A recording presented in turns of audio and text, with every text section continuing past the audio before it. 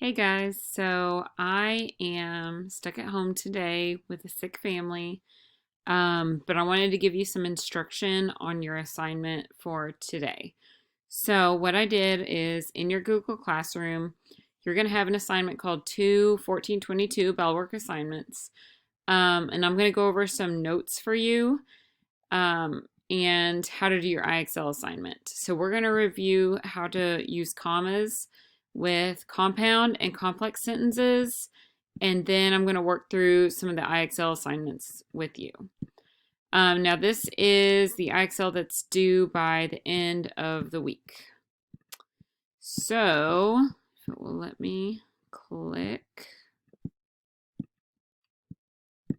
here are my notes for you. So, your IXL is all about commas with compound and complex sentences. So, we're going to first review these different types of sentences. So a compound sentence is a sentence that connects two independent clauses with a coordinate conjunction like and or but. So when you think independent clauses, think sentences that could stand on their own, like simple sentences. And they are connected with what we call coordinate conjunctions. All right, but we've also called them fanboys in the past.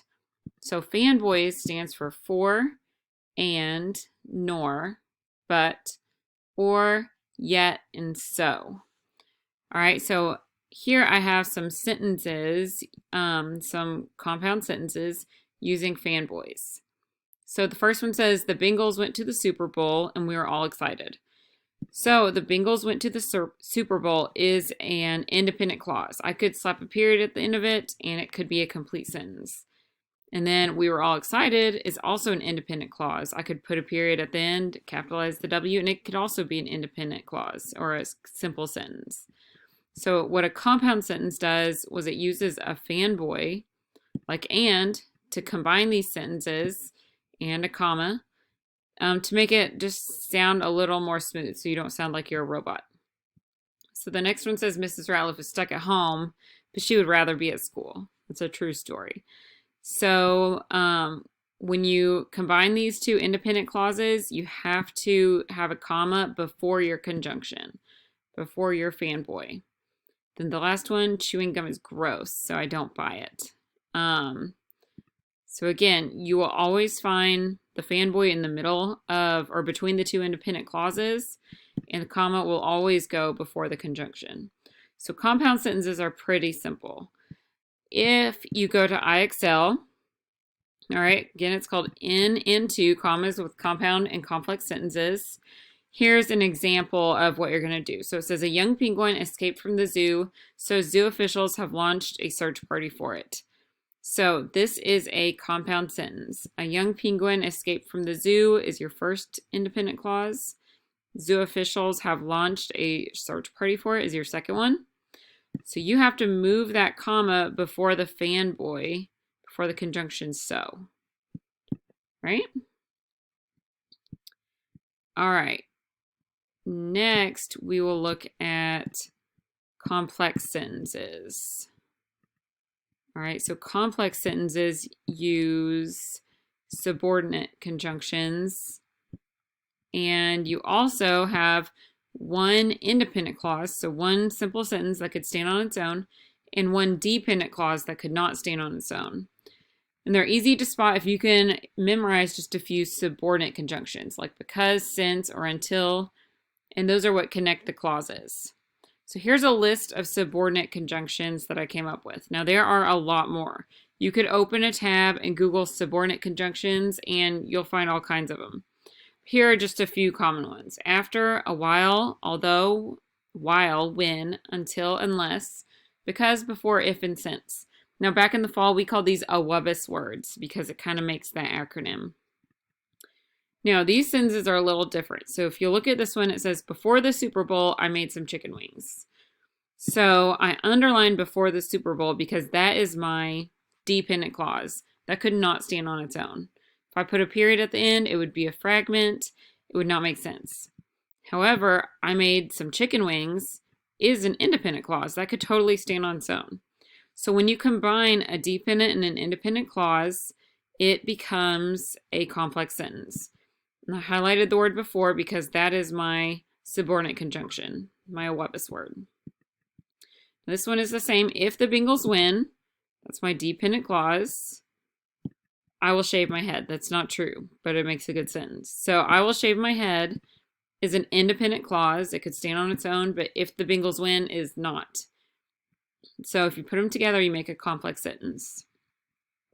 So you'll notice here I have a comma between my dependent clause and my independent clause.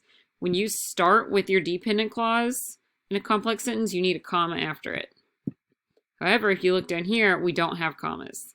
I love watching football when there's food involved. All right, so I love watching football is my independent clause. I started with my independent this time. And I ended with my dependent clause when there's food involved. So when you start with your independent clause, you do not need the comma. My favorite team is the Bengals. So that's my independent clause. And then because they have the best uniforms, it's my dependent clause. All right, and again, since I started with my independent clause, I do not need a comma. All right, so you can look at these notes. You can also Google for more subordinate conjunctions if you need to. But go to this IXL and start working on it. So this one, I found the word but, so it's definitely another compound sentence. But it says the U.S. Constitution outlines the powers of our federal government, but it also limits those powers. So I found a fanboy, but, so I knew I needed a comma before that, and I have two independent clauses here. Let's see if they give me a complex sentence. Yeah, here's one. While the First Lady, Michelle Obama, was visiting Beijing in March 2014, she toured the Forbidden City, which served as the emperor's home for almost 500 years. So I want you to just look at this first part. We have an Webis word here, while. So this sentence starts with a dependent clause if it's starting with my subordinate conjunction. So while the First Lady, Michelle Obama, was visiting Beijing in March 2014, that is my dependent clause. I'm going to put a comma there. She toured the Forbidden City, which served as the emperor's home for almost 500 years.